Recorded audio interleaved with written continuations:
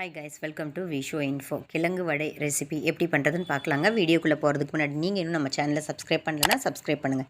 அப்படியே பக்கத்தில் இருக்கிற பெல் ஐக்கானை கிளிக் பண்ணுங்கள். அப்போ தான் நான் போஸ்ட் பண்ணுற வீடியோ எல்லாத்தையும் நீங்கள் உடனே பார்க்கலாம். வீடியோக்குள்ளே போகலாங்க. மரவள்ளி கிழங்கு வடை செய்கிறதுக்கு தேவையான பொருட்கள்லாம் பார்க்கலாங்க. மரவள்ளி கிழங்கு கட் பண்ணி வச்சுருக்கேன்.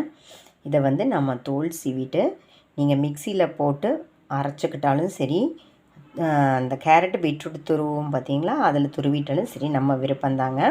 அப்புறம் ஒரு அரை கப்பு கடலைப்பருப்பு ஊற வச்சுருக்கேன்.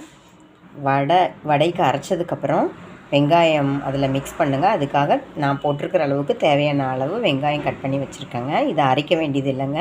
வடைக்கு அரைச்சதுக்கப்புறம் இந்த வெங்காயத்தை சேர்த்துக்கணுங்க. வடைக்கு அந்த கிழங்கு இன்றைக்கி நான் அரைச்சி தான் செய்ய போகிறேங்க.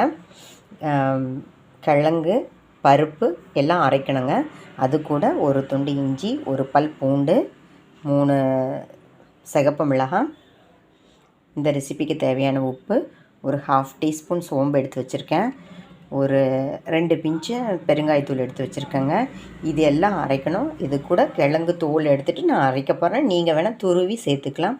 கிழங்குல தண்ணி இருந்தால் நல்லா பிழிஞ்சு எடுத்துருங்க. கிழங்குல தவறி தண்ணி இருந்தால் பருப்பை எப்போவுமே வடைக்கு அரைக்கும்போது நம்ம தண்ணி இல்லாமல் தான் அரைப்போம்.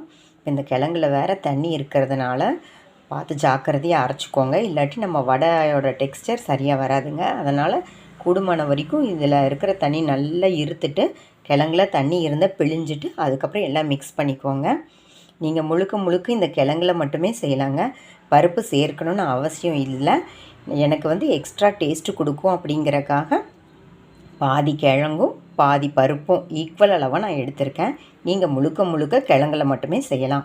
நம்ம பருப்பு வடை செய்யும்போது விரத நாட்களில் வெங்காயத்துக்கு பதில் முட்டைக்கோஸ் சேர்ப்போம் பார்த்திங்களா, இல்லை முருங்கைக்கீரை சேர்ப்போம் பார்த்திங்களா. கீரை வடைன்னு சொல்லுவோம், முட்டைக்கோஸ் வடைன்னு சொல்லுவோம். அந்த மாதிரி பருப்பு கூட இப்போ நம்ம கிழங்கு சேர்த்து கிழங்கு வடையாக இதை மாற்ற போகிறோங்க. இப்போ இதை தோல் சீவிட்டு துருவிக்கலாங்க. அதாவது நான் மிக்சியில் போட்டு எடுத்துக்க போகிறேங்க. பாருங்கள், கிழங்குல தோல் எடுத்துகிட்டு நான் மிக்சியில் ஒரு ஓட்டிட்டேங்க. அதாவது ஒரு ரன் விட்டு எடுத்துட்டேங்க. இந்தளவுக்கு இருந்தால் போதுங்க. ஏன்னா இப்போ நம்ம பருப்பு, அதுக்கான வடைக்கான மசாலா, காரமெல்லாம் போட்டு அரைக்க போகிறோங்க. அதனால் இந்தளவுக்கு அரைச்சா போதும். இதுக்கு மேலே அரைக்கிறதுனால இந்தளவுக்கு போதுங்க. இப்போ எல்லாத்தையும் சேர்த்துக்கலாங்க. சேர்த்து அரைச்சதுக்கப்புறம் பார்க்கலாங்க. பாருங்கள், கிழங்கு வடைக்கு நாம் சூப்பராக செமையாக அரைச்சிட்டோம். இந்த பக்குவத்தில் இருந்தால் தான் இப்படி நம்ம பால் மாதிரி செஞ்சு தட்டி போட சரியாக இருக்குங்க. கருவேப்பிலை, கொத்தமல்லி நீங்கள் எது வேணால் சேர்த்துக்கலாம். புதினா பிடிச்சா கூட சேர்த்துக்கோங்க. இப்போ நான் கட் பண்ணியிருக்கேன். ஆனியனை மிக்ஸ் பண்ணிக்கிறேங்க. மிக்ஸ் பண்ணிவிட்டு நம்ம வடை போட்டால் சூப்பராக கிழங்கு வடை ரெடி ஆகிடுங்க. பாருங்கள், ஆனியன் போட்டுட்டேன், நல்லா மிக்ஸ் பண்ணியாச்சுங்க. இப்போ ஒரு பேனில் ஆயில் ஹீட் ஆகிடுச்சுங்க. இப்போ நம்ம வடை போட்டு எடுத்துடலாங்க. ரெகுலராக வடை போடுற மாதிரி தாங்க, வேற ஒன்றும் புதுசாலாம் இல்லைங்க. எப்போவும் நம்ம போடுற மாதிரி வடை நல்லா கெட்டியாக எடுத்துக்கோங்க. அப்போ தான் கரெக்டாக வரும். இல்லாட்டி நம்ம வடை போடவே பிஞ்சிட்டு வந்துடும். திக்காக தின்னா அது உங்கள் இஷ்டந்தாங்க. எப்படி வேணுமோ அப்படி போட்டுக்கோங்க. முழுக்க கிழங்குலையும் செய்யலாங்க. பருப்பு சேர்க்கணுன்னு அவசியம் இல்லை. எனக்கு பருப்பு சேர்த்தா எக்ஸ்ட்ரா டேஸ்ட்டு கிடைக்கும், கிழங்கு கூட பருப்பு சேர்த்தா எக்ஸ்ட்ரா டேஸ்ட்டு கிடைக்கும்னு சொல்லிவிட்டு நான் சேர்த்துருக்கேங்க. நீங்களும் இந்த மாதிரி ட்ரை பண்ணி பாருங்கள். தனியாகவும் ஒரு முறை செஞ்சு பாருங்கள், பருப்போடையும் செஞ்சு பாருங்கள். அப்போ தான் இது எக்ஸ்ட்ரா டேஸ்ட் இருக்குது அப்படின்னு உங்களுக்கே தெரியுங்க.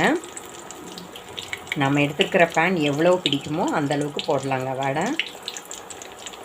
இது நல்லா கொஞ்சம் வேகட்டுங்க, அதுக்கப்புறம் திருப்பி போடலாங்க. பாருங்கள், இந்தளவுக்கு வெந்த உடனே திருப்பி போட்டால் பிஞ்சிட்டு வராதுங்க. ஏன்னா கிழங்கு இருக்குது பார்த்திங்களா, சாஃப்டாக இருக்கும். அவசரப்பட்டு திருப்பினா சரியாக வராதுங்க. இப்போ திருப்பி போட்டாச்சுங்க. ஒரு நிமிஷம் நல்லா ஸ்லோ ஃப்ளேம்லேயே வேக விடுங்க. அப்போ தான் கலர் ஹை ஃப்ளேமில் வச்சோம்னா டக்குன்னு கலர் சேஞ்ச் ஆகிடும், உள்ளே வேகாது. இப்போ ஸ்லோ ஃப்ளேம்லேயே வேக வச்சு எடுத்துக்கலாங்க. ஒரு 2 மினிட்ஸ் கழித்து பார்க்கலாங்க. பாருங்கள், நம்மளோட கிழங்கு விட சூப்பராக ரெடி ஆகிடுச்சுங்க. இப்போ இது ஒரு பிளேட்டுக்கு மாற்றிக்கலாங்க. பாருங்கள், நம்மளோட கிழங்கு விட சூப்பராக செம்மையாக ரெடி ஆகிடுச்சுங்க. பார்த்திங்களா, செம ரோஸ்ட்டாக வந்திருக்கு. சவுண்டு உங்களுக்கு கேட்கும் பார்த்திங்களா, செம ரோஸ்ட்டாக வந்திருக்கு. நம்ம ஸ்லோவாக வேக விட்டதுனால உள்ளே எல்லாம் சூப்பராக வெந்திருக்குங்க. நீங்களும் இந்த மாதிரி ட்ரை பண்ணி பாருங்கள். உங்களுக்கு கிழங்கு கூட பருப்பு சேர்க்க விருப்பம் இல்லைன்னா அரிசி மாவு கூட சேர்த்துக்கலாங்க. ஏன்னா வெறும் கிழங்கு மட்டும்தான் வடை வந்து அவ்வளோ ரோஸ்ட்டாக வராதுங்க. அதுக்காகத்தான் இன்னும் பருப்போ அரிசி மாவோ நமக்கு எது பிடிக்குதோ அது சேர்த்துக்கலாங்க. கிழங்கு மட்டுமே செஞ்சாலும் சூப்பராக இருக்கும். எக்ஸ்ட்ரா ரோஸ்ட்டாக இருக்கிறக்காக நான் அப்படி சொன்னேங்க. சோம்பு நான் சேர்த்த இடத்துல உங்களுக்கு பிடிக்கலைன்னா சீரகம் சேர்த்துக்கலாங்க. அப்புறம் அந்த பூண்டெல்லாம் பூண்டு ஃப்ளேவர் பிடிக்கலைன்னா நீங்கள் பூண்டையெல்லாம் கட் பண்ணிடலாங்க. என்னங்க, சுவையான சத்தான கிழங்கு வடை செமையாக வந்திருக்குங்க. என்னங்க, இந்த ரெசிபி உங்களுக்கு பிடிச்சிருந்தா லைக் பண்ணுங்கள், ஷேர் பண்ணுங்கள், கமெண்ட் பண்ணுங்கள். ஞாபகமாக சப்ஸ்கிரைப் பண்ணுங்கள். ஓகே, பாய்.